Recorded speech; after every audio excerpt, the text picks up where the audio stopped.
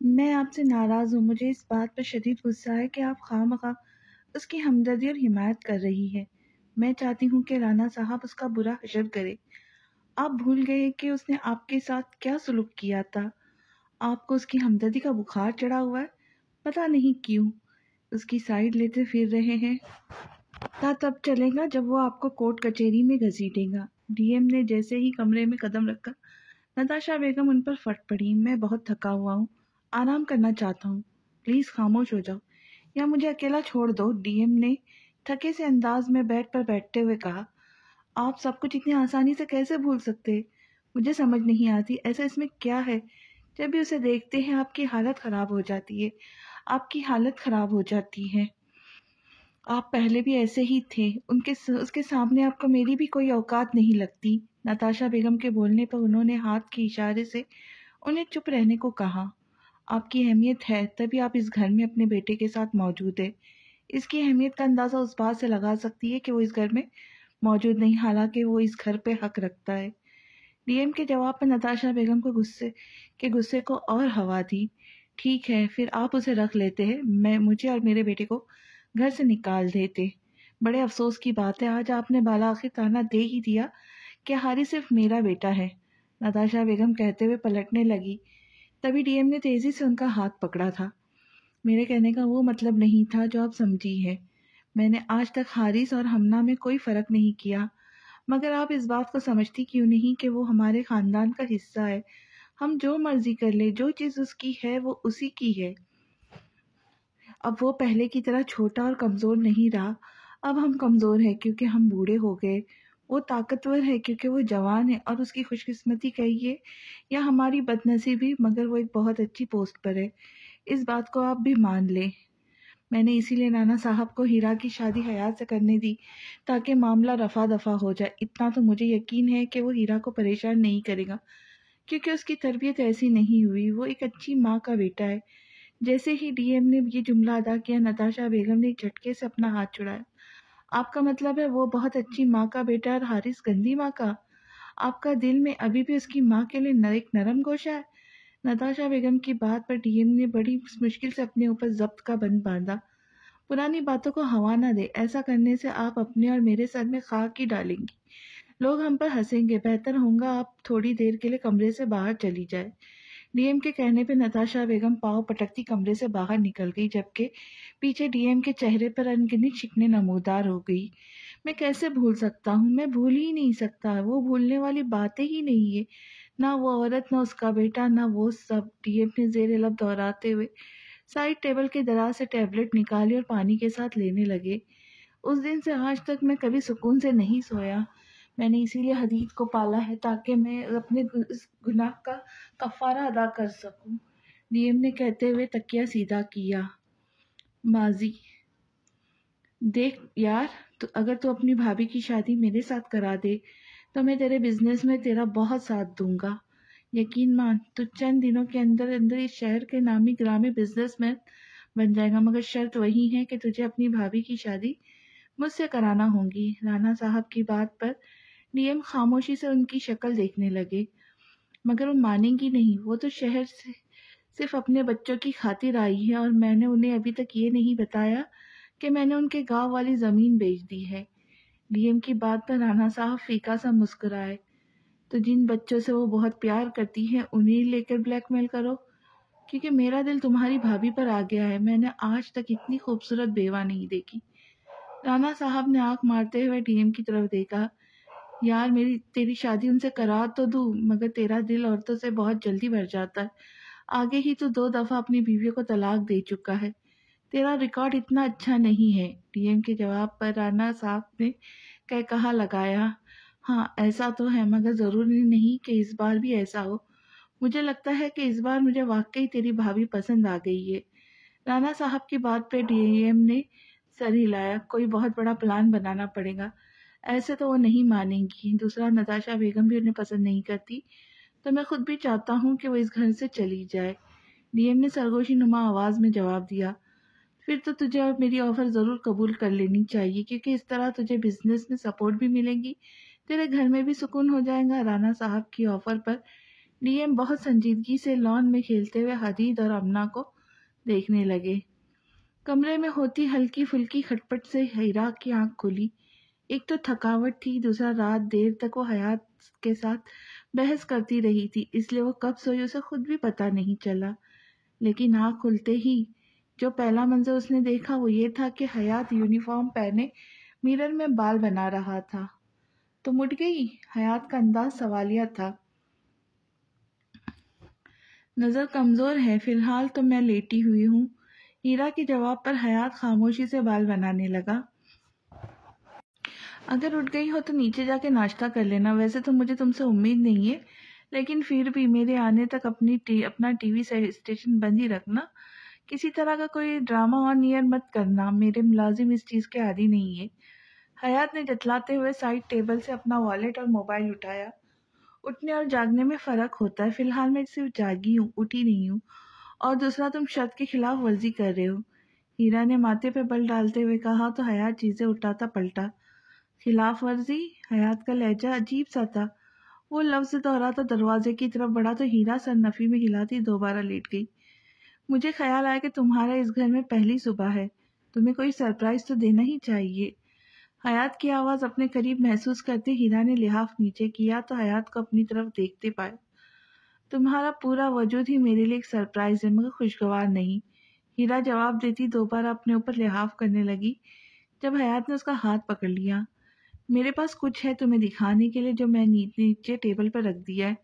امید ہے جیسے مجھے تمہیں اس وقت صبح صبح دیکھ کر خوشی نہیں ہو رہی ہے تو تمہیں بھی وہ لفافہ دیکھ کر خوشی نہیں ہوگی۔ حیات نے اپنی بات مکمل کرتے ہیرا کا ہاتھ چھوڑ دیا۔ اگر تم چاہتے ہو کہ میں تمہاری غیر موجودگی میں کوئی ٹیلی فلم نشر نہ کروں تو ٹائم پر گھر واپس آ کر ایک شاندار سا ولیمہ مجھے دینا، ورنہ تمہیں نہ دینے کے دینے پڑ جائیں گے۔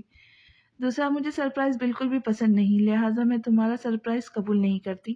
اب فوراً اپنی شکل گم کرو اور کسی فضول بات پر اصرار مت کرنا، ورنہ تمہارے ملازم تو نہیں مگر تم مجھے اچھے سے جانتے ہو۔ ہیرا کا انداز وارننگ دیتا تھا۔ مجھے تم سے ہمدردی ہے، شاید تمہارے دماغ پر اثر ہو گیا، جب بندے کا کسی چیز کا صدمہ لگتا ہے تو بالکل تمہاری جیسی حرکتیں کرتا ہے۔ خیر اب میں چلتا ہوں، اگر کچھ کھانے پینے کا دل کرے تو نیچے تشریف لے جانا، یہاں اوپر تمہیں کچھ نہیں ملے گا۔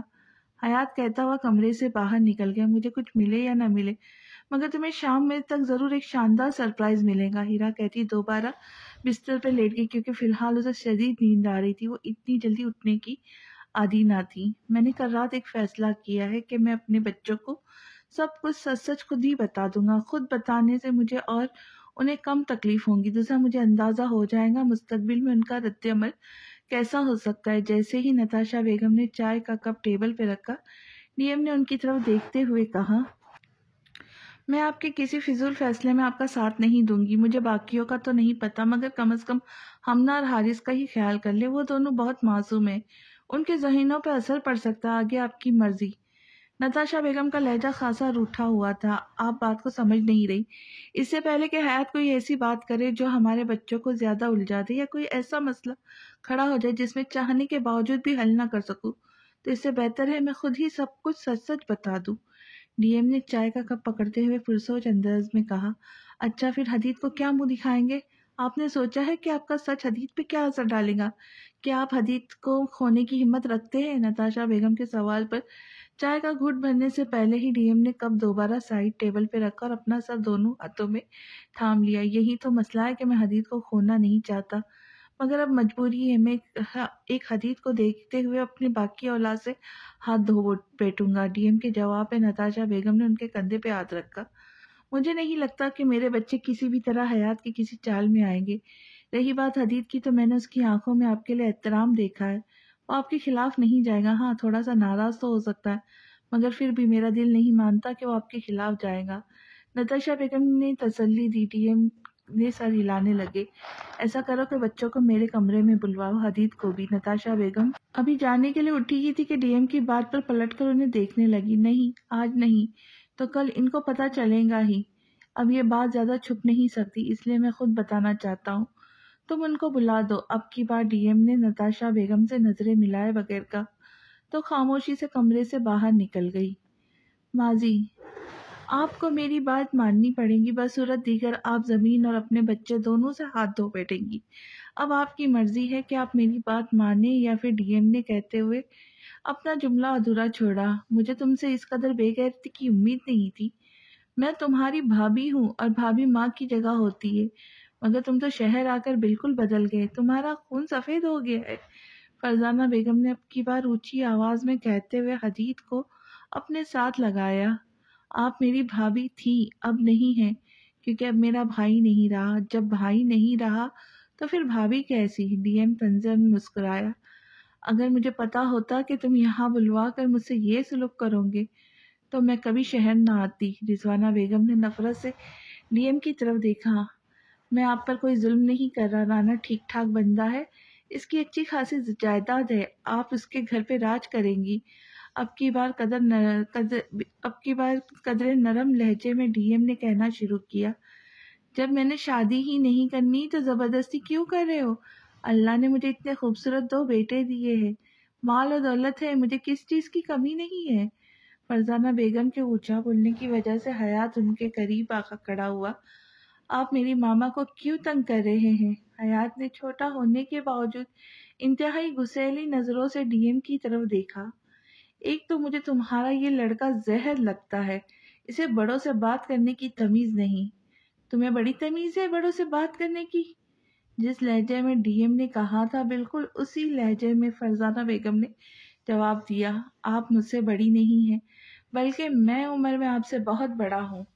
ڈی ایم کے کہنے پہ فرزانہ بیگم مسکرانے لگی۔ میں یہاں ہی آج سے اپنے بچے لے کر گاؤں چلی جاؤں گی، اور گاؤں جاتے ہی میں ان لوگوں کو تمہارے بارے میں بتاؤں گی، پھر تم کبھی گاؤں میں قدم رکھنے کے قابل نہیں بچو گے۔ جیسے ہی فرزانہ بیگم نے جملہ ادا کیا، ڈی ایم کے چہرے پہ پریشانی کے آثار نمودار ہوئے۔ گاؤں میں آپ کہاں جائیں گی؟ میں نے آپ کا مکان اور زمین بیچ دی ہے۔ ڈی ایم کی بات پر فرزانہ بیگم ہکا بکا ان کی طرف دیکھنے لگی، جو انتہائی ڈھیٹ بنا انہی کو گھور رہا تھا۔ آپ کی مرضی ہے یا نہیں، مگر آپ کی رانا سے شادی ضرور کرواؤں گا، کیونکہ بدلے میں وہ میری شادی نتاشا سے کرائے گا، اور آپ جانتی ہیں کہ میں نتاشا کو شروع سے بہت پسند کرتا ہوں۔ ڈی ایم کی بات پر فرزانہ بیگم نے سر نفی میں ہلایا۔ وہ عورت شادی شدہ اور ایک بچے کی ماں ہے، تم کیوں اس کا پیچھا چھوڑ نہیں دیتے؟ مگر اب وہ بیوہ ہے، میں اسے شادی کرنے کو بہت بےتاب ہوں۔ اگر کوئی میری اور نتاشا کی شادی کے درمیان آیا تو اب میں اسے معاف نہیں کروں گا۔ ڈی ایم کی لہجے میں وارننگ تھی جسے فرزانہ بیگم نے سیریس نہیں لیا تھا، اور یہی ان کی غلطی تھی۔ ایک تو مجھے یہاں نیند نہیں آ رہی، اس شخص سے میری نیند کا بیڑا غرق کر دیا ہے۔ دوسرا منہ اٹھا کے آفس چلا گیا، مطلب اس کو پرواہ ہی نہیں کہ ایک دلہن اس کے گھر میں موجود ہے، وہ بھی اتنی پیاری، اتنی خوبصورت، اتنی امیر۔ اف، کس بندے سے میرا واسطہ پڑ گیا جس کو احساس ہی نہیں۔ ہیرا بڑبڑاتی ہوئی صوفے سے اٹھی اور ڈریسنگ ٹیبل کے سامنے جا کھڑی ہوئی۔ خیر دفعہ کرو، میں اس کے بارے میں اتنا کیوں سوچ رہا ہوں؟ میں نے کون سا یہاں ہمیشہ رہنا ہے؟ پاپا نے کہا تو تھا کہ بہت جلدی میری یہاں سے جان چھوٹ جائیں گی۔ ہیرا خود کلامی کرتی مڑنے لگی کہ سائڈ ٹیبل پہ پڑی حیات کی تصویر، ساتھ میں اس کا ہاتھ پکڑا اور تصویر کا کارپیٹ پہ جا گری۔ چلی تو خیر میں جاؤں گی، مگر جانے سے پہلے تمہیں تارے نہ دکھائے تو میرا نام ہیرا نہیں۔ ہیرا نے تصویر اٹھاتے ہوئے اسے غور سے دیکھا، جس میں بہت سنجیدگی سے اسے ہی دیکھ رہا تھا۔ تصویر اپنی جگہ واپس رکھتے ہوئے کمرے کا جائزہ لینے لگی۔ کمرہ بہت نفاست سے سجایا گیا تھا، مگر جو بات اسے عجیب لگی وہ یہ تھی کہ کمرے کی صرف ایک دیوار پر ایک ہی تصویر لگی تھی، جس میں 3 بچے اور ایک عورت کے ساتھ موجود تھے۔ سوچنے والی بات یہ کہ تصویر کس کی ہو سکتی ہے؟ اگر یہ حیات کی ماں کی تصویر ہے تو حیات کے باقی بہن بھائی کہاں ہیں؟ مجھے کیوں ایسا لگتا ہے کہ یہ جو اس عورت کی گود میں چھوٹی سی بچی ہے، یہ میں نے پہلے بھی کہیں دیکھی ہے۔ یہ بچے کون ہیں؟ یہ بچی کس کی ہے؟ ہیرا کچھ دیر تصویر کو گھرتی رہی، پھر پاؤں پٹکتی روم سے باہر نکل گئی۔ جیسے ہی وہ روم سے باہر نکلی، باہر ایک کشادہ ٹی وی لانچ تھا، وہ بھی بے حد انتہا خوبصورت۔ ہر چیز اپنے اچھی سلیقے سے رکھی گئی تھی۔ قدم قدم چلتی وہ ٹیبل کے قریب آ کے رکی، جہاں پر ایک خاکی رنگ کا لفافہ خوبصورتی لیے پڑا تھا۔ اچھا، تو اس چھوٹے سے لفافے کے اندر میرے لیے سرپرائز ہے۔ یہ تو کنفرم ہے کہ میں نے اپنی جائیداد میرے نام نہیں کی ہوں گی، اور اس بات کا بھی مجھے کامل یقین ہے کہ اس میں طلاق نہیں ہوں گی، کیونکہ اتنی جلدی تو مجھے طلاق دے ہی نہیں سکتے۔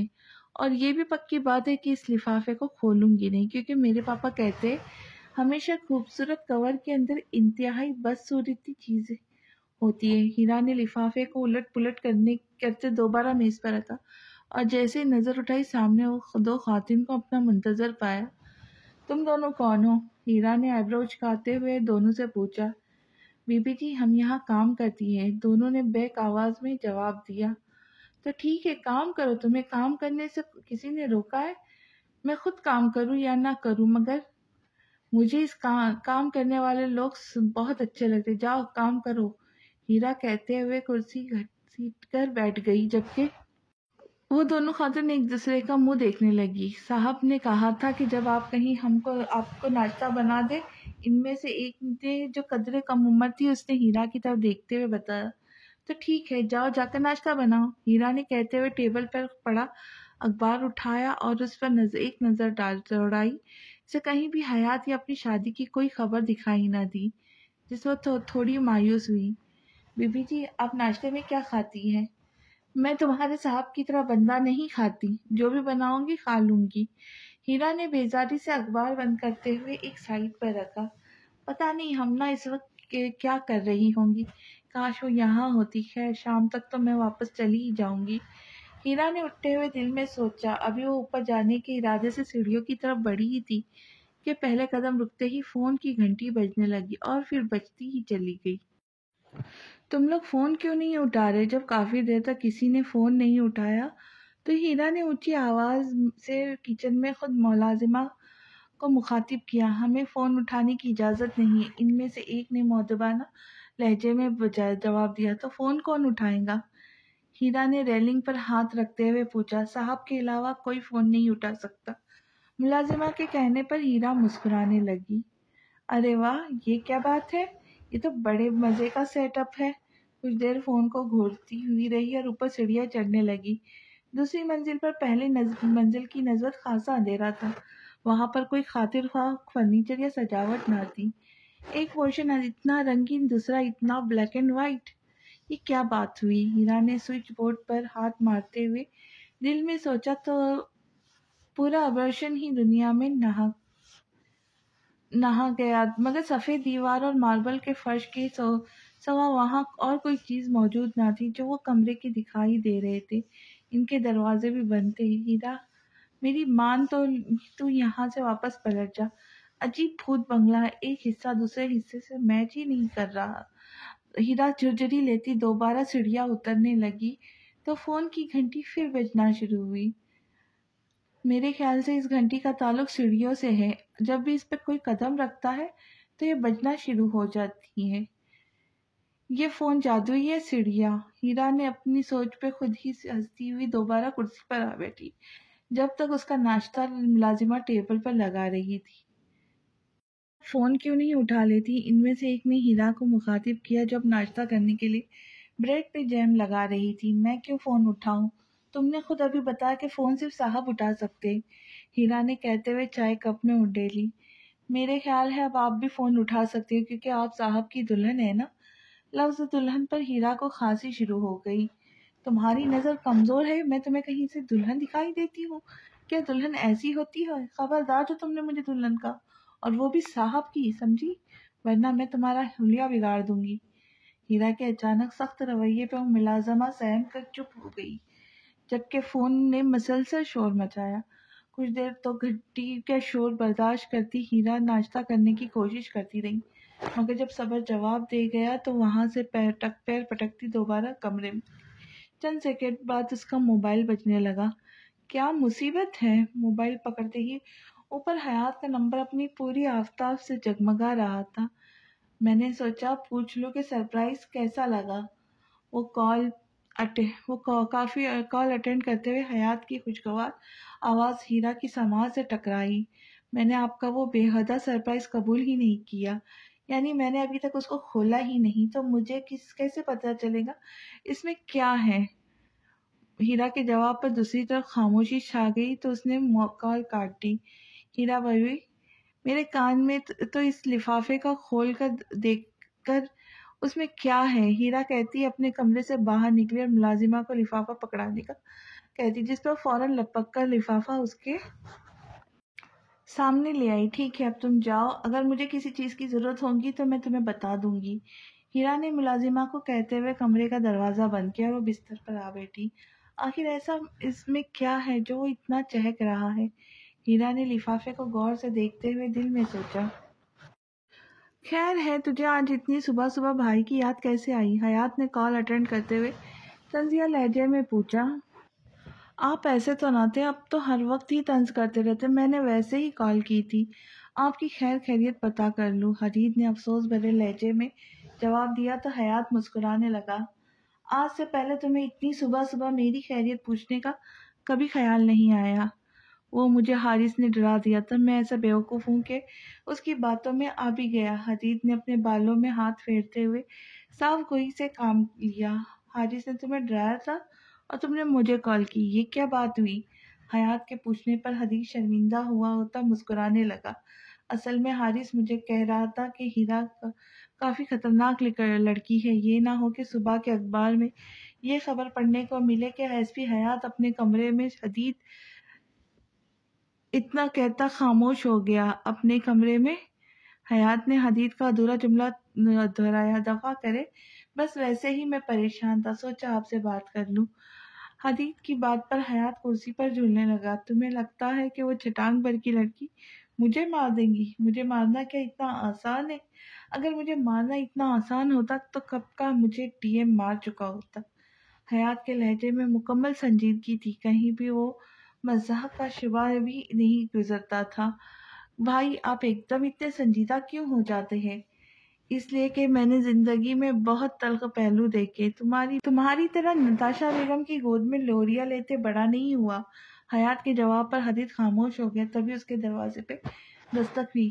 جاؤ، میرے خیال سے تمہیں ڈی ایم بلا رہا ہوگا۔ دستک کی آواز شاید حیات نے بھی سن لی تھی۔ اس سے پہلے کہ حدید فون بند کرتا، حیات نے کال کاٹ دی۔ آ جائے، حدید کے کہنے پر دروازہ کھولا اور خلاف معمول ملازم کی جگہ نتاشا بیگم اندر داخل ہوئی۔ آپ اتنی صبح؟ حدید نے گھڑی کی طرف دیکھتے ہوئے پوچھا۔ ہاں، ڈی ایم نے تم لوگوں کو اپنے کمرے میں بلوایا ہے، انہیں کچھ کام ہے۔ نتاشا بیگم کا لہجہ خاصا بجھا ہوا سا تھا۔ خیریت ہے؟ حدید نے بستر سے نیچے اترتے ہوئے پوچھا تو نتاشا بیگم نفی میں سر ہلاتی کمرے سے باہر نکل گئی۔ پتہ نہیں مجھے کس نے مشورہ دیا تھا صبح صبح بھائی کو فون کرنے کا، اب سارا دن ہی صفائیاں دیتے گزرے گا، حدید کہتا ہوا فوراً واش روم کی طرف بڑھ گیا۔ کمرے میں اس وقت 5 لوگ موجود تھے، مگر ایسا محسوس ہوتا تھا جیسے کوئی ہے ہی نہیں، سوائے گھڑی کی ٹک ٹک کے کچھ بھی سنائی نہیں دے رہا تھا۔ میں نے تم لوگوں کو اس لیے صبح صبح زحمت دی ہے کہ میں تم سب کو ایک سچ بتانا چاہتا ہوں۔ مجھے پتا ہے تم تینوں کو سچ ایک جھٹکا دے گا، مگر پھر بھی میں اپنے آپ کو اب پل پل میں نہیں مار سکتا۔ حالانکہ نتاشا بیگم نے مجھے سچ بولنے سے منع کیا ہے، وہ بھی اپنی جگہ کسی حد تک ٹھیک ہے۔ ڈی ایم نے نتاشا بیگم کی طرف دیکھتے ہوئے دیکھا، جو مسلسل نہ میں سر ہلا رہی تھی۔ کیا کوئی دھماکے دار خبر ہے؟ ہمنا نے حسب عادت چہک کر پوچھا تو ڈی ایم نے گردن جھکا لی۔ مطلب بات بہت سیریس ہے، سنجیدہ ہونا پڑے گا۔ ہمنا نے قریب بیٹھے حارث کے کان میں سرگوشی کی اور خاموشی سے ڈی ایم کو دیکھنے لگی۔ میری اپنی کوئی اولاد نہیں ہے، میں بے اولاد ہوں۔ تم یہ بھی کہہ سکتے ہو کہ میں لاوارث ہوں۔ ڈی ایم نے انتہائی دکھ اور کرب سے یہ جملہ ادا کیا تو نتاشا بیگم نے اپنی آنکھیں زور سے بند کر لی، جبکہ حدید، حارث، ہمنا ہکا بکا ڈی ایم کی طرف دیکھ رہے تھے۔ یعنی ہم دونوں لے پالک ہے؟ مجھے تو یہ لفظ پالک کا لفظ بھی بہت برا لگتا ہے، یہ دن بھی ہم نے دیکھنا تھا۔ ہمنا نے دکھ سے حارث کی طرف دیکھا۔ اور لڑو مجھ سے، جائیداد میں کسی کو کچھ نہیں ملے گا۔ میرے خیال سے ڈی ایم یہی اعلان کرنے والے کہ وہ اپنی ساری جائیداد کسی خیراتی ادارے کو دے رہے۔ حارث کے جواب پر ہمنا منہ بناتی حدید کی طرف دیکھنے لگی۔ जो इन दोनों से बेगाना सिर्फ डीएम को देख रहा था। हारिस नताशा बेगम की औलाद है, यानी मेरा सौतेला बेटा, मगर मैंने इसको प्यार दिया है। डांटना जरूर था, मगर मैंने कभी हारिस से नफरत नहीं की। डीएम की बात पर नताशा बेगम सर हाँ में हिलाने लगी, जबकि हारिस ने बारी बारी डीएम और नताशा बेगम की तरफ देखा, जैसे यकीन करना चाह रहा जो उसने सुना वो बिल्कुल दुरुस्त है। अब माहौल काफी हद तक संजीदा हो गया था। क्या मैं आपकी सौतेली बेटी हूँ? हमना ने डीएम की तरफ देखते हुए सवाल पूछा, जिस पर दोनों खामोशी से उसे देखने लगे। बताएं ना, क्या मैं भी आपकी सौतेली बेटी हूँ? हारिस आपका सौतेला बेटा है, तो क्या फिर मैं नताशा बेगम की सौतेली बेटी हूँ? हमना पहली दफा उदास हुई थी, या डीएम को लगी नहीं, तुम हम दोनों में से किसी की बेटी नहीं हो। डीएम ने जैसे ही ये जुमला अदा किया तो पहली दफा हदीद को झटका लगा।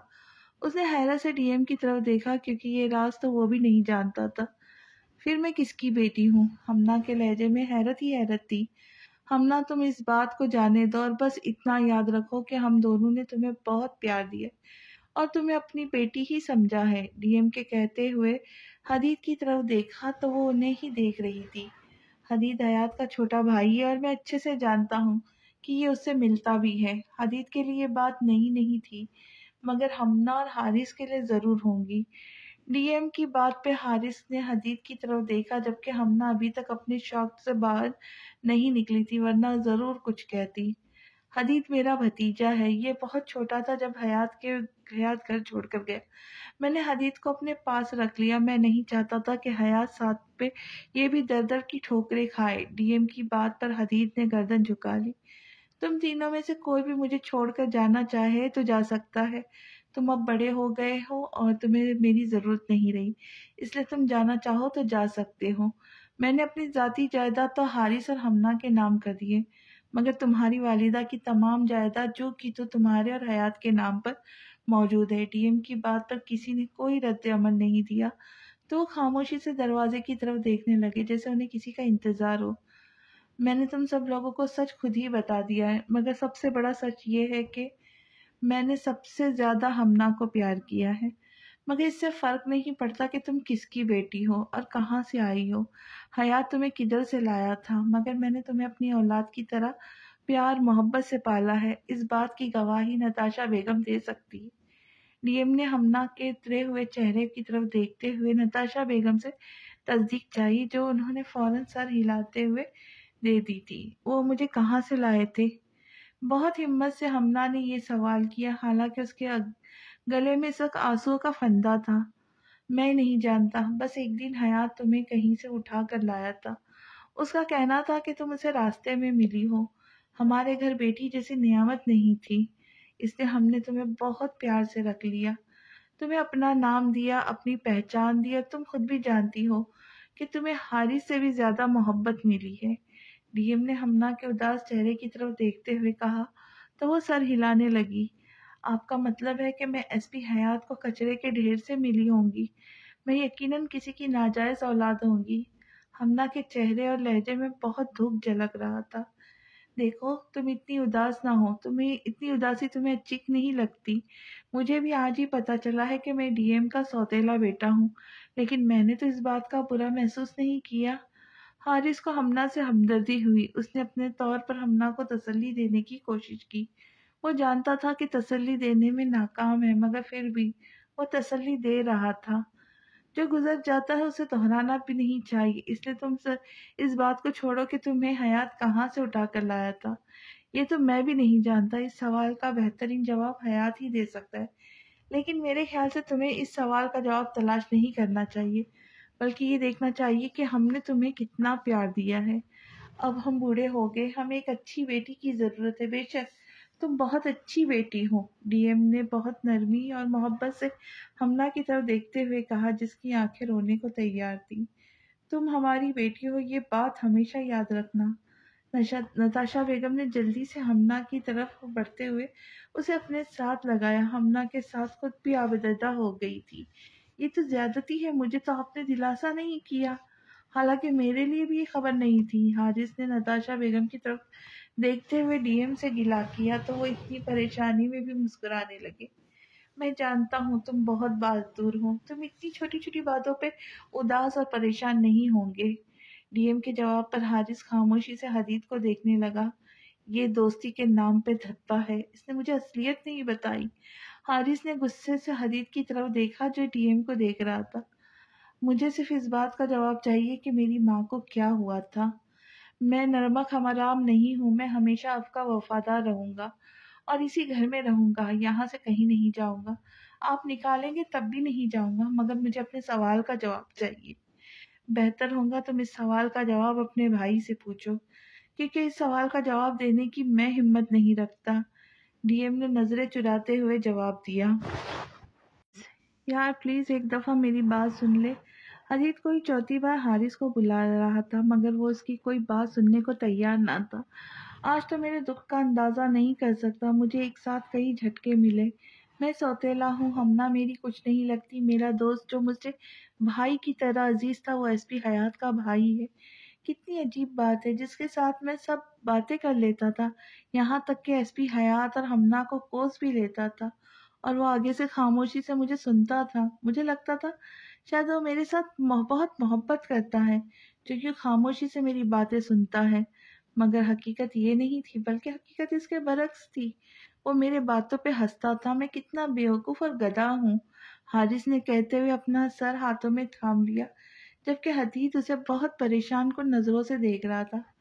حارث تم بہت غلط سوچ رہے ہو، مجھے بھی بہت ساری باتوں کا علم نہیں تھا اور ابھی بھی نہیں ہے، بس اتنا پتا تھا کہ حیات میرے بڑے بھائی ہے۔ حدید نے کہتے ہوئے حارث کے کندھے پہ ہاتھ رکھا تو حارث نے ہاتھ جھٹک دیا۔ مجھے تمہارے منہ سے کچھ نہیں سننا، کچھ بھی نہیں۔ فی الحال تم یہاں سے چلے جاؤ۔ مجھے اتنا دکھ اس بات کا نہیں کہ ہمنا میری بہن نہیں ہے یا میں ڈی ایم کا سوتیلا بیٹا ہوں، مجھے صرف اس بات کا دکھ ہے کہ تم نے مجھے اپنا دوست نہیں سمجھا۔ تمہیں مجھ پہ بالکل ترس نہیں آیا، تم مجھ سے اپنے دل کی بات کر سکتے تھے جیسے میں تم سے کرتا تھا۔ مجھے تم پہ بہت اعتبار تھا، تم نے میرا اعتبار توڑا ہے۔ حارث نے مڑتے ہوئے حدید کی آنکھوں میں دیکھا۔ تم اتنی سنجیدہ باتیں کرتے ہوئے اچھے نہیں لگتے ہو، کم از کم میرے حارث نہیں لگ رہے۔ حدید نے سینے پہ ہاتھ باندھے ہوئے حارث سے کہا، میں تمہارا حارث ہوں بھی نہیں اور عام حالت میں تمہیں بندر لگتا ہوں۔ حارث جتلاتا ہوا اندر کی طرف بڑھ گیا۔ حارث کے جاتے ہی حدید نے اپنا موبائل نکالتے ہوئے اس پہ میسج ٹائپ کیا اور حیات کو سینڈ کر دیا۔ بھائی مصروف ہوں گے، پتہ نہیں میرے میسج کب پڑھیں گے، میں ان سے بات کرنا چاہتا ہوں، میرا دل بوجھل ہو گیا ہے۔ ہمنا کے بارے میں تو بھائی نے مجھے کچھ نہیں بتایا تھا۔ حدید نے نرم گھاس پر چلتے ہوئے دل میں کچھ سوچا تبھی اس کا موبائل زور سے بجنے لگا۔ خیریت ہے؟ ایسے کون سی دھماکے دار خبر ہے جو تمہیں ایک دن میں مجھے 2 بار فون کرنا پڑا؟ کال اٹینڈ کرتے ہی حیات کی آواز اسپیکر سے ابھری، بھائی آپ کو ہمنا کہاں سے ملی تھی؟ یا آپ نے ڈی ایم سے جھوٹ بولا تھا کہ آپ نے مجھے اس کے بارے میں کبھی کچھ بتایا نہیں؟ آپ بتائے نا کہ ہمنا آپ کو کہاں سے ملی تھی؟ حدید کے یوں اچانک پوچھنے پر حیات کے گرد وقت تھم سا گیا، اسے اپنی دھڑکنیں کانوں میں سنائی دینے لگی۔ آپ بولتی کیوں نہیں؟ جواب دے نا۔ حدید نے کان سے موبائل ہٹاتے ہوئے اسکرین کو دیکھا جس پر کال مسلسل چل رہی تھی۔ 2-3 بار حیات کو پکارنے پر کال کٹ گئی۔ اب یہ کیا ہوا؟ حدید نے ناگواری سے موبائل اسکرین کو دیکھا۔ ابھی وہ اسکرین کو دیکھ ہی رہا تھا کہ ایک دم روشن ہوگی جس پر حیات کالنگ لکھا تھا۔ تم سے یہ سب بکواس کس نے کی ہے؟ میرا مطلب ہے تم نے یہ بات کس سے سنی ہے؟ اب حیات کا لہجہ سنبھلا ہوا تھا۔ یہ بات ڈی ایم نے کہی ہے، اس لیے جھوٹ نہیں ہو سکتی۔ انہوں نے ہم سب کو اپنے پاس بلایا تھا اور بتایا کہ حارث ان کا سوتیلا بیٹا ہے۔ میں آپ کا بھائی ہوں اور ہمنا کو آپ کہیں سے اٹھا کر لائے تھے۔ حدید کے جواب پہ ایک دفعہ پھر خاموشی چھا گئی۔ فی الحال اس بات کو یہیں رہنے دو، اس بارے میں پھر بات کرتے، حیات نے کہتے ہوئے کال کاٹ دی۔ سرپرائز تو آج سب میں نے رانا صاحب کو دینا تھا، مگر میں تو خود سرپرائز ہو گیا ہوں، حیات نے کہتے ہوئے موبائل اپنے ہاتھوں میں گھمایا تو اس کا دھیان ہیرا کی طرف گیا۔ او شٹ، کہیں ایسا نہ ہو کہ ہیرا وہ لفافہ کھول لے، حیات کہتے ہوئے تیزی سے اپنی چیزیں سمیٹتا آفس سے نکلا۔ اچھا تو یہ بات ہے، ہیرا نے کہتے ہوئے بیک گراؤنڈ سے ٹیک لگائی اور نیند دراز ہو گئی۔ تمہیں میری بات سن کر حیرت نہیں ہوئی؟ ہمنا کے پوچھنے پر ہیرا فیکا سا مسکرائی۔ اگر میں تمہیں یہ بتاؤں کہ میں نے ابھی کیا دیکھا ہے تو حیرت بہت چھوٹا لفظ رہ جائے گا۔ ہیرا کے جواب پر ہمنا اپنا رونا بھولتی اس کی بات غور کرنے لگی۔ کیا تمہیں حیات نے مارا ہے؟ ہیرا نے انتہائی رازدارانہ لہجے میں پوچھا۔ اس کی مجال ہے کہ مجھے مارے، مجھے لگتا ہے کہ میں تمہیں لگتا ہے کہ میں مار کھا لوں گی؟ ہیرا نے تنزیہاً ہنستے ہوئے پوچھا۔ تو پھر تم نے ایسا کیا دیکھا؟ ہمنا کے اصرار پر ہیرا نے انویلپ سے چند تصویریں نکالتے ہوئے بیڈ پر ترتیب دی۔ ٹھہرو، میں تمہیں ابھی کچھ اسکرین شاٹ بھیجتی ہوں۔ مجھے یقین ہے کہ تم میں اتنی عقل تو ہوگی کہ تم کہانی کے ٹکڑے مکمل کر سکو، کیونکہ میں بیان نہیں کرنا چاہتی۔ ہیرا نے کہتے ہوئے کال بند کی، ان تصویروں کی پکچر بنائی، ساتھ ایک پرانی اخبار کا پیس بھی موجود تھا اور شاید ایک FIR کی کاپی بھی۔ ان تمام کا PDF بناتے ہیرا نے ہمنا کو سینڈ کیا۔ میرے خیال ہے کہ ان سب چیزوں کو دیکھنے کے بعد تم اپنا بھول جاؤں گی، اپنا دکھ بھول جاؤں گی، کیونکہ یہ دکھ زیادہ بڑا ہے۔ مجھے حیات سے ہمدردی ہو رہی ہے اور تمہیں اس DM کے انکل سے۔ سمجھ نہیں آ رہا دونوں میں سے معصوم کون ہے اور مظلوم کون؟ ہمیں کس کا ساتھ دینا چاہیے اور کس کا نہیں، اس بات کا فیصلہ ہم بعد میں کریں گے۔ فی الحال میرا سر چکرا رہا ہے، میں نے چند نوالے ناشتہ کیا تھا اور پھر مجھے نیند آ رہی ہے۔ ہیرا نے اپنا وائس نوٹ ہمنا کو سینڈ کرتے ہوئے موبائل بے دردی سے بیڈ پر پھینکا، ساری چیزیں سمیٹتے ہوئے ڈریسنگ ٹیبل پہ رکھے اور خود آڑی ترچی بستر پر لیٹ گئی۔ پتہ نہیں وہ کتنی دیر میں آئے گا، وہ آئے گا تبھی ان سوالوں کا جواب ملے گا۔ مجھے ان تمام سوالوں کا جواب جلد سے جلد چاہیے۔ ہیرا نے بیڈ شیٹ ہاتھوں سے نوچتے ہوئے اونچی آواز میں خود کلامی کی، پھر لمبے سانس بھرتے خود کو نارمل کیا اور دوبارہ اپنا موبائل پکڑتی رانا صاحب کو کال کرنے لگی۔ کال پہلے ہی بار میں اٹینڈ ہو گئی۔ بابا، ہیرا نے اتنا ہی کہا تھا کہ دوسری جانب سے رانا صاحب کی بے قرار آواز سنائی دی۔ ہیرا، تم کیسی ہو؟ تم ٹھیک ہو؟ تم نے ناشتہ کیا ہے؟ تم نے مجھے اتنی دیر سے کیوں کال کی؟ ہیرا، تم کیسی ہو؟ تم ٹھیک ہو؟ تم نے ناشتہ کیا ہے؟ تم نے مجھے اتنی دیر سے کیوں کال کی؟ اتنے ڈھیر سارے سوال یک کے بعد دیگر انہوں نے پوچھے جو ان کی محبت اور بے قراری کا ثبوت تھے۔ ہاں میں ٹھیک ہوں، میں نے آپ کو اسی لیے کال کی تھی۔ میں آپ کو بتا دوں، آپ پریشان نہ ہو۔ پھر رانا صاحب کو تسلی دیتے ہیرا نے کال بند کر دی۔ سمجھ نہیں آ رہی کس سے پوچھوں اور کیسے، ہیرا نے اپنی کن پٹی کو دباتے ہوئے سوچا۔ تبھی اسے گیٹ پر حیات کی گاڑی کا ہارن سنائی دی۔ ہیرا بیبی جلدی کر، اس سے پہلے کہ گیم ساری خراب ہو جائے۔ ہیرا نے جلدی لفافے کو ترتیب دیتے ہوئے دوبارہ اسی انداز میں لفافہ بند کیا جیسے حیات بند کر کے گیا تھا، اور خود لمبے سانس لیتی صوفے پہ بیٹھ کر LED آن کرنے لگی۔ حیات نے لاؤنج میں قدم رکھتے ہی ٹیبل کی طرف دیکھا جہاں انویلپ لفافے جو کا تو پڑا تھا۔ شکر ہے اس نے کھول کر نہیں دیکھا، ورنہ ساری گڑبڑ ہو جاتی۔ وقت سے پہلے ہی مجھے جواب دینا پڑتا، جیسے ابھی حدید کو دینا پڑے گا۔ مجھے سمجھ نہیں آ رہی کہ ڈیم نے ایسا کیوں کیا ہے، حیات نے کہتے ہوئے لفافہ ٹیبل سے اٹھایا اور روم کی طرف جانے کے لیے پلٹا۔ صاحب، دلہن بی بی نے بہت تھوڑا سا ناشتہ کیا۔ اس سے پہلے کہ وہ اپنے کمرے میں داخل ہوتا ملازمہ کی آواز پر پلٹا۔ نائس نیم، دلہن بی بی۔ حیات زیر لب دہراتا مسکرایا۔ کوئی بات نہیں، انہیں جتنی بھوک تھی وہ اتنا ہی کھائیں گی نا، اب ہر کوئی آپ کے صاحب کی طرح نہیں کھاتا۔ آپ پریشان نہ ہو، بس جب وہ کچھ کہے تو انہیں بنا دیا کرے۔ حیات نرمی سے جواب دیتا کمرے میں داخل ہوا۔ خلاف توقع ہر چیز اپنی جگہ پر موجود تھی جیسی وہ صبح چھوڑ کر گیا تھا، سوائے ہیرا کے، کیونکہ وہ اس وقت کمرے میں نہ تھی۔ غیر ارادی طور پر اس نے ہیرا کی تلاش میں پورے کمرے میں نظر دوڑائی تو ٹیریس کا دروازہ کھلا پایا۔ دلہن بی بی ٹیریس پر ہے، مگر اتنی دھوپ میں وہ ٹیریس پر کیا کر رہی ہے؟ خود کلامی کرتا حیات ٹیریس کی طرف بڑھا تو ہیرا کو کسی سے فون پر باتیں کرتے پایا۔ اچھا ٹھیک ہے، میں آ کر بات کرتی ہوں، تم زیادہ پریشان نہ ہو، کچھ نہیں ہوا، ہیرا نے کہتے ہوئے فون بند کیا۔ پلٹنے پر نظر سیدھی حیات سے جا ٹکر جو یونیفارم میں بہت اسمارٹ دکھائی دے رہا تھا۔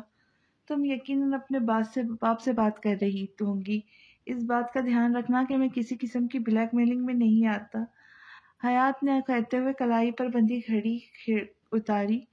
یہاں جو لوگ دوسروں کو بلیک میل کرتے ہیں وہ خود بلیک میلنگ میں نہیں آتے، مگر جب برا وقت آتا ہے تو گیدڑ بھی شہر کی طرف रुख कर लेता है या दूसरे अल्फाज में दुल्हन बिया लाता है, एक ही बात है दोनों में, इतना फर्क नहीं। हीरा के जवाब पर हयात ने उसे एब्रो उचका कर देखा। अगर तुम वो लिफाफा खोल कर देख लेती तो इस तरह जवाब न दे रही होती, हयात कहता, और वह कदम कदम बढ़ता चला।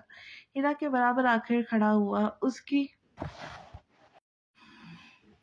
उसके बॉडी स्प्रे की खुशबू हीरा की सांसों में घुलने लगी। तुम इस तरह मुझे डरा नहीं सकते। हीरा ने एक कदम पीछे लेते हुए हयात की तरफ देखा। मैं तुम्हें अच्छा खासा डरा सकता हूँ, इतना कि तुम्हारी सोच है, मगर फिलहाल मैं तुम्हें डराना नहीं चाहता। हयात ने हीरा की तरफ झुकते हुए सरगोशी नुमा आवाज में कहा, जिस पर एक लम्हे के लिए हीरा के तासुरात तब्दील हुए। ये वो क्या है ना कि डरी हुई दुल्हन वलीमे वाले दिन बड़ी अजीब लगती। इस तरह तो लोग मुझे जालिम समझेंगे और मैं बहुत अच्छा इंसान हूँ। हयात ने सब सीधा होते हुए जो मैनी मुस्कुराहट के साथ कहा। तो हीरा ने गुस्से से उसकी तरफ देखा। अभी थोड़ी देर में ब्यूटिशियन तुम्हारा लिबास लेकर आ जाएंगी, तुम अपनी हसरत पूरी कर लेना। मैंने खास तुम्हारे छिछोरेपन को जहन में रखते हुए कैमरा वुमन को भी बुलाया ताकि तुम उन अपने जहन के मुताबिक अजीब और गरीब अंदाज में अपनी तस्वीरें बना सको। आखिर तुमने स्टेटस पर लगानी है। हयात का लहजा खासा तपा देने वाला था, जिस पर हीरा ने अपने गुस्से को बमुश्किल जब्त किया। मैंने दूसरी शर्त पूरी कर दी है। वलीमे का इंतजाम तुम्हारी सोच से भी ज्यादा अच्छा है। खाने से कहीं गुना ज्यादा मैंने डेकोरेशन पर तवज्जो दी है। बेवकूफ लड़की। अपनी बात के आखिर में हयात हीरा को सर से पाँव तक हकीकारे से देखते हुए पलटा। अगर मैं ये कहूँ कि मैंने वो लिफाफा खोलकर देख लिया है तो। इससे पहले कि हयात कमरे में दाखिल होता, हीरा के जुमले पर वो अपनी एड़ी पर पूरी तरह घूम घूम गया। नामुमकिन, ये वो लफ्ज था जो हयात के मुंह से गैर इरादी तौर पर निकला। तुम्हें क्या लगता है लोगों को परेशान करने का ठेका सिर्फ तुम ही ने ले रखा है मिस्टर हयात? मैं तुम्हारी सोच से ज्यादा खतरनाक हूँ। तुम मुझे बहुत हल्के में ले रहे हो। तुम्हें लगता है तुम ऐसी छोटी छोटी हरकत करके मुझे गुस्सा दिलाओगे, मैं गुस्से में आ जाऊंगी। बेवकूफ, मैं नहीं तुम हूँ। उसने अपनी शहादत की उंगली हयात की तरफ करते हुए कहा। अगर मैं लिफाफा खोल कर देखूंगी तो डर जाऊंगी, रोने लगूंगी, शोर मचाऊंगी, तुम्हारी कंप्लेंट करूंगी, अपने बाप के खिलाफ हो जाऊंगी। तुम अजीब किस्म के इंसान हो। ये दौर टेक्निकल है। अब लड़कियां अफसानों और जज्बात में आकर कुछ नहीं करती। मैं भी एक प्रैक्टिकल लड़की हूँ। ये ठीक है कि प्रैक्टिकल में हमेशा मेरे कम नंबर आते थे, जो कि एक अलग मसला है क्योंकि मुझे कभी ट्यूशन पढ़ाने वाला नहीं था। ये यूँ कहो कि मैं ट्यूशन के बगैर पढ़ती थी, मगर फिर भी मैं चीज़ों को हकीकत पे परखती थी। मुझे नहीं लगता इसमें कोई सच्चाई है। हीरा जानती थी कि वो झूठ बोल रही, मगर वो हया से सच सुनना चाहती थी, तो झूठ बोलना जरूरी था। आप अपने दिल को तसल्ली देती। उसने हयात की तरफ देखा, जिसकी आंखें तकरीबन लहू छलकाने को तैयार थे। उसने पहले हीरा मजीद को कुछ कहती, हयात उसे बाजू से पकड़ता कमरे में अपने साथ घसीटता हुआ दाखिल हुआ। छोड़ो मुझे पागल इंसान, मेरा बाजू दर्द कर रहा है। हीरा ने हयात से अपना आप छुड़ाते हुए तकरीबन चीख कर कहा, अगर तुमने अब एक लफ्ज भी और निकाला तो मैं भूल जाऊंगा कि तुम औरत हो। मैं औरत पर हाथ नहीं उठाता, मगर तुम्हारा गला दबा दूंगा। हयात ने बेड पर हीरा को फेंकते हुए इंतहाई गुस्से से कहा, तुमने मुझे कहा था कि तुम्हारे लिए सरप्राइज है। मैंने इस सरप्राइज के बारे में सवाल पूछ लिया, तो इतने गुस्से में आने की क्या जरूरत है? हमेशा झूठे इंसान को गुस्सा आता है। हीरा की बात में जल्दी पर तेल का काम किया। हयात जो आगे ही अपने गुस्सा काबू करता खुद को कंपोज कर रहा था, एकदम बिफर पड़ा। तुम इस कमरे से थोड़ी देर के लिए दफा हो जाओ, वरना मैं तुम्हारा हुलिया बिगाड़ दूंगा। दहाड़ के हो बोलते हुए हयात ने मुड़ा तो हरा डर के सहम गई, क्योंकि इस वक्त उसे हयात से डर लग रहा था। अजीब लड़की हो तुम। खुद एक औरत होकर तुम किसी औरत के दुख का एहसास नहीं कर सकती। इससे पहले कि हीरा कमरे से बाहर निकलती, हयात ने चीखते हुए कहा, जिस वक्त कमरे की चीजों को इधर उधर फेंक रहा था, जब मुझे पता ही नहीं कि वो लड़की कौन थी या कौन है और क्या हुआ था, किसने किया था, तो मैं क्या कह सकती हूँ? हीरा ने दरवाजे के साथ टेक लगाते हुए तसल्ली से जवाब दिया, ये जो तुम इतने आराम से मजे लेकर मुझसे सवाल पूछ रही हो ना, अगर तुम्हारी माँ होती तो तुम इतने सुकून से मुझसे ये ना पूछ रही होती। हयात ने दहाड़ते हुए हीरा की तरफ देखा, जो अब भी इत्मीनान से खड़ी उसे देख रही थी। गुस्सा करने से सिर्फ अपनी तबीयत खराब होती है या उनकी जिल्द पर हम अपना गुस्सा उतारते हैं। यही बात तुम मुझे आराम से कह सकते हो, اور میں بیٹھ کر سن بھی سکتی ہوں۔ ہیرا کا اطمینان اب بھی قابل دید تھا، جس پر حیات اسے خاموشی سے گھلنے لگا۔ اچھا، پھر ہیرا بی بی غور سے سنو، تمہاری باپ کی درندگی ہے یہ ساری۔ حیات نے ہیرا کی طرف دیکھتے ہوئے غمگین لہجے میں کہا، اچھا ٹھیک ہے، میں نے مان لیا کہ میرے پاپا نے ایسا کیا ہوگا۔ پھر؟ ہیرا نے سینے پہ ہاتھ باندھتے ہوئے پوچھا۔ پھر کیا مطلب پھر؟ حیات کا انداز سوالیہ تھا۔ پھر یہ کہ تم نے کیا کیا، تم نے اپنی ماں کو انصاف دلانے کے لیے کیا کیا؟ اور اگر تمہاری ماں کو انصاف مل جاتا اور میرے باپ کو سزا، تو دونوں صورتوں میں کیا ہوتا؟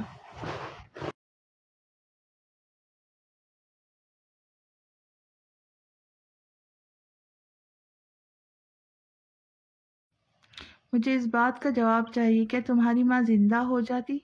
تمہیں کیا لگتا ہے کہ اس ممالک میں کسی کا ریپ ہو کے جو کہ ثابت بھی نہ ہوا ہو، اس پر کسی کو پھانسی کی سزا ہوگی؟ خود قانون کے اتنے بڑے افسر ہو اور اتنا نہیں پتا کہ اس ملک میں تم جیسے لوگ بکتے ہیں، وہ بھی ٹکٹوں پر یوں؟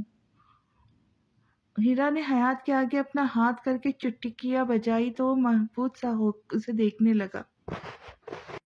میں نے آپ کا دیا ہوا سرپرائز قبول کر لیا تھا، بہت تفصیل سے تمام تصاویر، اخبار، FIR دیکھی اور پڑھی ہے۔ نہ میری اتنی عمر ہے، نہ تعلیم، مگر جتنا مجھے سمجھ آیا تو مجھے میرے پاپا بالکل بے قصور لگے ہیں۔ ہیرا کی بات پر حیات کچھ دیر خاموش رہا، پھر کہا لگاتا اپنے بالوں میں ہاتھ پھیرنے لگا، تم اپنے باپ کی بیٹی ہو، تم نے یہ ثابت کیا۔ چلو اتنا تو پتا چلا تم واقعی میں رانا تنویر کی بیٹی ہو، ورنہ مجھے تو شک تھا۔ حیات نے ہنستے ہوئے آخر میں زہر کند لہجے میں کہا تو ہیرا کندھے اچکا گئی، جیسے اسے پرواہ ہی نہیں تھی نہ ہو کہ حیات کیا کہہ رہا ہے۔ دیکھو پلیز اپنا موڈ ٹھیک کر لو، ہم کون سا بہت اچھے بہن بھائی ہیں، ہم تو شروع سے ہی سوتیلے بہن بھائی لگتے تھے۔ جو دیکھتا تھا یہی کہتا تھا کہ بلکہ حدید تو ہمیں بہن بھائی ہی نہیں مانتا تھا، ایسی محبت ہے ہم میں شروع سے۔ حارث نے حدید کی طرف دیکھتے ہوئے کہا، وہ دونوں اس وقت ہمنا کو تسلی دے رہے تھے۔ مجھے اس بات پہ افسوس نہیں کہ تم میرے سوتیلے بھائی ہو، مجھے اس سے نہیں فرق نہیں پڑتا، مجھے افسوس اس بات کا ہے کہ میں DM کی بیٹی ہوں ہی نہیں۔ ہمنا کے لہجے میں یہ کہتے ہوئے نمی گھلنے لگی۔ ویسے تو تجھے کتے کمینے کی شکل دیکھنے کو میرا دل نہیں کر رہا، مگر کچھ کر، مجھے یہ اداس بالکل اچھی نہیں لگ رہی۔ حارث نے حدید کے کان میں سرگوشی کی۔ ہمنا اس سے کیا فرق پڑتا ہے تم کس کی بیٹی ہو؟ فرق اس سے پڑتا ہے کہ کیا تمہیں DM نے بھی کبھی اپنی بیٹی سمجھا یا نہیں۔ تم اچھے سے جانتی ہو کہ DM نے تمہیں بہت پیار محبت سے پالا ہے، جہاں تک کہ نتاشا آنٹی تم سے اتنا پیار کرتی ہے۔ حدید نے اپنی ازلی نرم لہجے میں کہنا شروع کیا۔ حدید مجھے تم بھی اچھے نہیں لگ رہے، پتہ نہیں کیوں مجھے تم پہ بھی غصہ آ رہا ہے۔ تم بس آپس میں ملے ہوئے ہو، تم سب آپس میں ملے ہو، عجیب طرح کی شطرنج ہے، سمجھ ہی نہیں آ رہی کون سا مورا کون سی چال چل رہا ہے۔ زندگی میں پہلی بار ہمنا نے حدید کی طرف غصے سے دیکھتے ہوئے کہا تو حدید کو اپنے دل میں درد ہوتا محسوس ہوا، کیونکہ آج تک کبھی بھی ہمنا نے اس طرح حدید سے بات نہیں کی تھی۔ اس شخص پہ تو مجھے بھی بہت غصہ ہے، میں اسے اپنا دوست کم بھائی زیادہ مانتا تھا، مگر اس نے میرے ساتھ غداری کی۔ دوستی میں غداری کی کوئی گنجائش نہیں، غداری کی سزا ہمیشہ کیا ہوتی ہے؟ حارث نے ہمنا کی طرف دیکھتے ہوئے پوچھا۔ موت۔ غداری کی سزا شروع سے موت ہی چلی آئی ہے۔ ہمنا کے جواب پر حدید نے خاموشی سے گردن جھکا لی۔ اگر تم لوگ سمجھتے ہو کہ میں تمہارے ساتھ وفادار نہیں، یا میں نے کبھی بھی تمہیں اپنے کسی بھی مقصد کے لیے استعمال کیا ہے، تو تم جو چاہو مجھے سزا دے سکتے ہو۔ اب کی بار حدید نے دونوں کی طرف دیکھتے ہوئے سنجیدہ لہجے میں کہا، ہم تمہیں کیا سزا دیں گے؟ ہم پاگل ہیں تمہیں سزا دے؟ وہ جو تمہارا بھائی ہے وہ آگے ہی میرے بھائی کی منگیتر بھگا کر لے گیا ہے۔ ہمنا نے جیسے ہی یہ جملہ ادا کیا، حدید کا پورا منہ کھل گیا۔ وہ تمہارے بھائی کی منگیتر نہیں تھی، تمہیں یہ بات سمجھ کیوں نہیں آتی؟ حارث اس سے دستبردار ہو گیا تھا۔ حدید نے فوراً حارث کا طرف سے اشارہ کیا۔ حارث کے دستبردار ہونے سے کیا ہوتا ہے؟ میں تو اسے حارث کی منگیتر مانتی تھی، اور ہیرا خود بھی اپنے آپ کو حارث کی منگیتر سمجھتی تھی۔ بس اتنا کافی ہے۔ ہمنا کے جواب پر حدیث سار میں ہاں میں ہلاتا خاموش ہو گیا۔ تم مجھے اپنے بھائی سے پوچھ کر بتاؤ کہ وہ مجھے کہاں سے لایا تھا۔ مجھے اپنی پہچان ڈھونڈنی ہے ہر صورت۔ مجھے پتا تو چلے میں کس کی بیٹی ہوں۔ ہمنا بے بسی سے بیڈ پر ہاتھ مارتے ہوئے کہا، میں نے تمہارے کہنے سے پہلے ہی بھائی کو کال کی تھی، مگر فی الحال وہ بات کرنے کے موڈ میں نہیں ہے۔ حدیث نے صاف گوئی سے کام لیا۔ ظاہر سی بات ہے، نئی نئی شادی ہوئی، کون کسی کی بات سنتا ہے؟ حارث کے کہنے پر ہمنا نے اسے کھا جانے والی نظروں سے دیکھا۔ اس سے پہلے کہ میں بھول جاؤں کہ میں دکھ، غم اور پریشانی میں ہوں، حارث منہ بند کرو ورنہ میں تمہارا حلیہ بگاڑ دوں گی۔ ہمنا نے اپنے پرانے رعب میں لوٹتے ہوئے جواب دیا تو حدیث کو کچھ تسلی ہوئی۔ ہیرا شام کو آتی ہے تو پھر بات کرتے ہیں، حدیث نے کہتے ہوئے بات ختم کی۔ چلو اب سب فریش ہو کر تیار ہو جاؤ، کیونکہ رانا صاحب کی کال آئی تھی، شام میں ہیرا کے ولیمے پہ جانا ہے۔ کچھ دیر کی خاموشی کے بعد حارث نے کھڑے ہوتے ہوئے اپنے ہاتھ جھاڑتے ہوئے کہا، میں نے اپنی چھوٹی سی زندگی میں تجھ جیسا بے غیرت انسان پہلی دفعہ دیکھا ہے، جو اپنے منگیتر کے ولیمے پر اتنی خوشی اور تیاری سے جا رہا ہے۔ ہمنا نے کہتے ہوئے قریب پڑا تکیہ حارث کی طرف اچالا تو وہ ہنسنے لگا۔